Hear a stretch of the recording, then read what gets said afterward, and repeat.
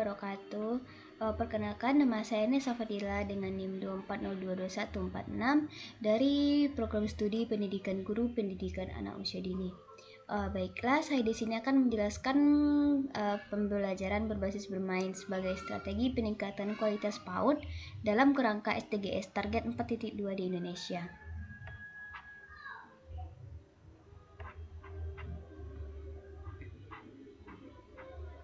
Latar belakangnya yaitu SDGs Target 4.2 mengamanatkan akses pendidikan prasekolah berkualitas bagi semua anak agar siap memasuki pendidikan dasar pada tahun 2030.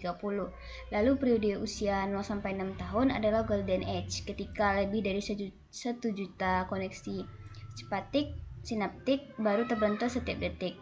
Namun kondisi aktual PAUD Indonesia masih jauh dari target tersebut, baik dari sisi partisipasi maupun kualitas layanan.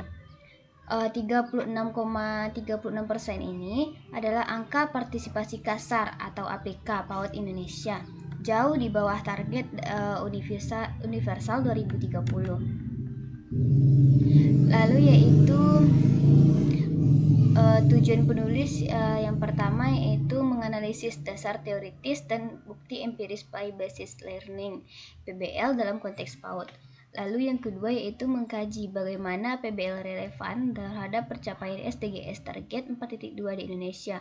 Lalu merumuskan rekomendasi bagi pemerintah kampus, lembaga PAUD, dan orang tua.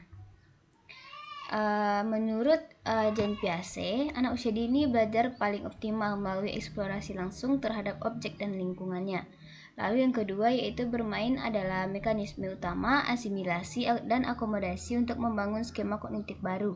Lalu yang ketiga menekankan pentingnya free play sebagai ruang berpikir mandiri anak. Lalu yang menurut Vygotsky, anak mencapai tingkat perkembangan lebih tinggi saat bermain bersama teman sebaya atau dibimbing orang yang lebih kompeten. Lalu yang kedua, bermain dipandang sebagai aktivitas sosial yang menggerakkan perkembangan kognitif, sosial, emosional, dan motorik bersamaan. Yang terakhir yaitu menekankan pentingnya guided play dan scaffolding guru. Lalu dampak holistik PBL pada perkembangan anak. Melalui kognitif, aktivitas bermain eksplorasi berkorelasi positif dengan kesiapan bersekolah. Lalu sosial emosionalnya bermain peran meningkatkan perkembangan sosial emosional anak usia 5-6 tahun dari 0% menjadi 83%. Lalu yang untuk perkembangan bahasa, kosakata yang dibangun melalui konteks bermain lebih bertahan lama dibanding hafalan. Lalu yang motorik yaitu permainan fisik, seni, dan konstruksi, menstimulasi koordinasi motorik halus dan kasar secara bersamaan. 6,24 juta ini adalah anak usia 3-6 tahun mengakses PAUD pada 2022, didominasi lembaga swasta. Ada beberapa relevasi PBL terhadap SDGs Target 4.2 menuntut bukan hanya akses tetapi kualitas layanan, penghasilan rendah dengan memanfaatkan lingkungan dan bahan lokal. Pemerintah telah merancang program PAUD holistik integratif. Lalu ada beberapa implementasi PBL dalam kurikulum Merdeka. Yang pertama yaitu kebijakan nasional.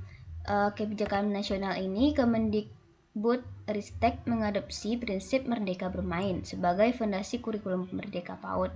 Lalu yang kedua, praktik di kelas, guru menerapkan pembelajaran berdiferensi berbasis profil Pancasila melalui bermain eksplorasi, konstruksi, peran, dan kreatif. Lalu realitas lapangan, dari 43 guru PAUD yang diteliti, persepsi terhadap kurikulum Merdeka masih beragam. Sebagian